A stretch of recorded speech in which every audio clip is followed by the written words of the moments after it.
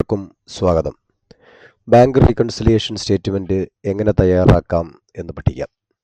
അതിനു മുമ്പ് cash book, passbook, ബാലൻസുകൾ ഏതൊക്കെയാകാം എന്നതിനെക്കുറിച്ച് നമുക്കൊന്ന് നോക്കാം.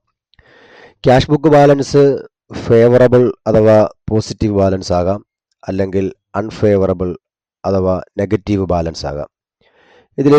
ഇതുപോലെ തന്നെ പാസ്ബുക്ക് ബാലൻസും ഫേവറബിൾ ആകാം, അൺഫേവറബിൾ ആകാം. ഈ ഫേവറബിൾ ബാലൻസിനെ നമ്മൾ ഡിപ്പോസിറ്റ് ബാലൻസ് എന്നും അൺഫേവറബിൾ ബാലൻസിനെ നമ്മൾ ഓവർ ഡ്രാഫ്റ്റ് ബാലൻസ് എന്നുമാണ് വിളിക്കുന്നത്.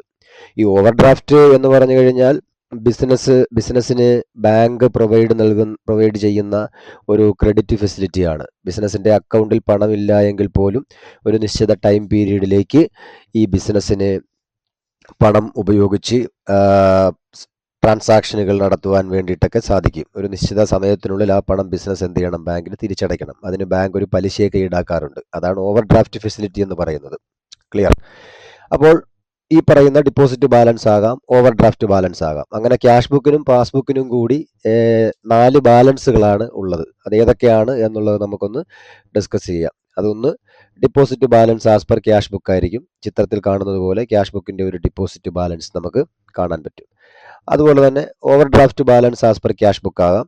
ഈ പറയുന്ന ചിത്രത്തിൽ കാണുന്ന പോലെ അതിൻ്റെ ക്രെഡിറ്റ് സൈഡിൽ ബാലൻസ് വന്ന് നമുക്ക് കാണാം. ഇനി deposit balance as per passbook ആകാം. നിങ്ങളുടെ പാസ്ബുക്ക് പരിശോധിച്ചാൽ ഇതേപോലെയാണ് ഡിപ്പോസിറ്റ് ബാലൻസ് വരിക. കണ്ടോ? Credit balance. അതേപോലെ overdraft balance as per passbook ആകാം. ഇതാണ് ഈ പറയുന്ന 4 ബാലൻസുകൾ എന്ന് പറയുന്നത്. ഇനി ഈ ഓരോ ബാലൻസിനെയും അടിസ്ഥാനമാക്കി എങ്ങനെയാണ് ബാങ്ക് റീകൺസിലിയേഷൻ സ്റ്റേറ്റ്മെന്റ് തയ്യാറാക്കുന്നതെന്ന് നോക്കാം. ആദ്യമായിട്ട് deposit balance as per cash ബുക്കാണ്. ഓക്കെ, നിങ്ങളുടെ പുസ്തകത്തിൽ തന്നെയുള്ള ഒരു ക്വസ്റ്റ്യൻ ആണ് ഇത്. നമുക്ക് മിസ്റ്റർ വിനോദ് എന്ന് പറയുന്ന ഒരാളിൻ്റെ ഡീറ്റെയിൽസ് ആണ് നമുക്ക് തന്നിരിക്കുന്നത്. 2017 മാർച്ച് മാസം 31-ാം തീയതി അദ്ദേഹത്തിൻ്റെ deposit balance as per cash book തന്നിരിപ്പുണ്ട്.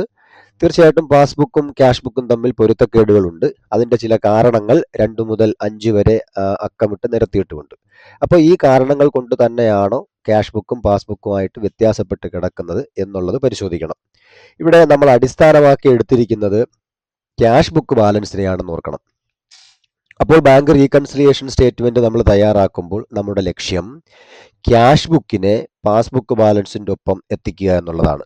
അതിനു വേണ്ടിയിട്ട് ക്യാഷ് ബുക്കിനെ വേണം നമ്മൾ കൂട്ടുകയും കുറയ്ക്കുകയും ചെയ്യേണ്ടത്. ശ്രദ്ധിക്കുക, നമ്മൾ എന്തിനെയാണോ ഏത് ബുക്കിനെയാണോ അടിസ്ഥാനമാക്കി എടുക്കുന്നത് ആ ബുക്കിനെ വേണം കൂട്ടുകയും കുറയ്ക്കുകയും ചെയ്യേണ്ടത്. ഇവിടെ നമുക്ക് തന്നിരിക്കുന്ന ബാലൻസ് ക്യാഷ് ബുക്ക് ബാലൻസ് ആണ്. അത് ഡിപ്പോസിറ്റ് ബാലൻസ് ആയതുകൊണ്ടാണ് നമ്മൾ ആഡ് ചെയ്യാനുള്ള എമൗണ്ട് കോളത്തിൽ എടുത്തിരിക്കുന്നത്. ഇതിപ്പോൾ ഒരു ഓവർ ഡ്രാഫ്റ്റ് ബാലൻസ് ആയിരുന്നുവെങ്കിൽ നമ്മൾ നെഗറ്റീവ് കോളത്തിലായിരിക്കും കാണിക്കുക. അത് മാത്രമാണ് ഇതിൻ്റെ ഒരു വ്യത്യാസം. നമുക്കിനി ഓരോന്നും പരിശോധിക്കാം. രണ്ടാമതായിട്ട് എന്താണ് കാരണം? ചെക്ക് ഇഷ്യൂ ചെയ്തു, പക്ഷെ എന്ത് ചെയ്തില്ല? ബാങ്കിൽ കൊണ്ടുവന്ന് പേയ്മെന്റ് നടത്താൻ വേണ്ടിയിട്ട് പ്രസന്റ് ചെയ്തില്ല. അപ്പൊ ചെക്ക് ഇഷ്യൂ ചെയ്യുമ്പോൾ തന്നെ ക്യാഷ് ബുക്കിൽ നിന്നും ക്യാഷ്യർ കുറച്ചു വെക്കും, പക്ഷെ പാസ്ബുക്കിൽ കുറയുവോ? ഇല്ല. അപ്പൊ ഈ ഒരു ഡിഫറൻസ് എങ്ങനെ കിടക്കാണ്? ഈ ഒരു കാരണം എന്താണ് വഴിവെച്ചിരിക്കുന്നത്? ക്യാഷ് ബുക്ക് കുറഞ്ഞു നിൽക്കുന്നു, പാസ്ബുക്ക് കൂടി നിൽക്കുന്നു. നമുക്ക് എന്താണ് വേണ്ടത്? ക്യാഷ് ബുക്കിനെ പാസ്ബുക്കിന്റെ ഒപ്പം എത്തിക്കണം. അതിനുവേണ്ടി നമ്മൾ എന്ത് ചെയ്യുന്നു? ക്യാഷ് ബുക്കിനെ തിരിച്ച് കൂട്ടുന്നു. Cheque issued but not presented 6000. അടുത്ത് നോക്കിയേ, the bank had directly collected dividend of ₹8,000. അതായത് ബിസിനസ്സിന് കിട്ടുവാനുള്ള ലാഭവിഹിതം, മറ്റ് ഏതെങ്കിലും സ്ഥാപനങ്ങളിൽ നിന്ന് കിട്ടുവാനുള്ള ലാഭവിഹിതം അത് ബാങ്ക് കളക്ട് ചെയ്തു. അപ്പൊ ബാങ്ക് കളക്ട് ചെയ്യുന്നത് നമ്മുടെ ബിസിനസ് അന്നത്തെ ദിവസം തന്നെ അറിയണമെന്നില്ല. അപ്പോൾ എന്താണ് സംഭവിച്ചിരിക്കുന്നത്? ഇവിടെ ഈ ഒരു പോയിന്റിൽ ബാങ്ക് ഡിവിഡൻഡ് കളക്ട് ചെയ്യുന്നതിന്റെ ഭാഗമായിട്ട് പാസ്ബുക്ക് കൂടി നിൽക്കുന്നു, ക്യാഷ് ബുക്ക് കുറഞ്ഞു നിൽക്കുന്നു. നമുക്ക് എന്താണ് ആവശ്യം?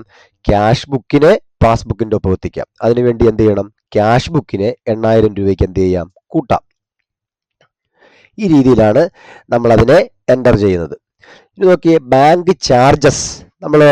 ബാങ്ക് പലതരത്തിലുള്ള സേവനങ്ങൾ നമുക്ക് തരുന്നതിൻ്റെ ഭാഗമായിട്ട് ചാർജുകൾ ഈടാക്കും.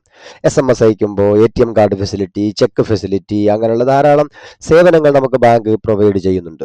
ഓക്കെ, അപ്പൊ ഈ ബാങ്ക് ചാർജ് ഈടാക്കുമ്പോൾ തന്നെ ബാങ്ക് നമ്മളെ ഇൻഫോം ചെയ്തുകൊണ്ടൊന്നുമല്ല ചാർജ് ഈടാക്കുന്നത്. പകരം എന്ത് ചെയ്യും, ബാങ്ക് നമ്മുടെ അക്കൗണ്ടിൽ നിന്നും പണം അവര് പിടിച്ചുകൊള്ളും. ഓക്കെ, അപ്പൊ എന്താണ് ഇതിന്റെ വ്യത്യാസം? പാസ്ബുക്ക് 400 രൂപയ്ക്ക് കുറഞ്ഞു നിൽക്കുന്നു, ക്യാഷ് ബുക്ക് കൂടി നിൽക്കുന്നു. നമുക്ക് എന്താണ് വേണ്ടത്? ക്യാഷ് ബുക്കിനെ പാസ്ബുക്കിന്റെ ഒപ്പം എത്തിക്കണം. അതിനുവേണ്ടി എന്ത് ചെയ്യണം? ക്യാഷ് ബുക്കിനെ 400 രൂപയ്ക്ക് കുറയ്ക്കണം. ക്ലിയർ?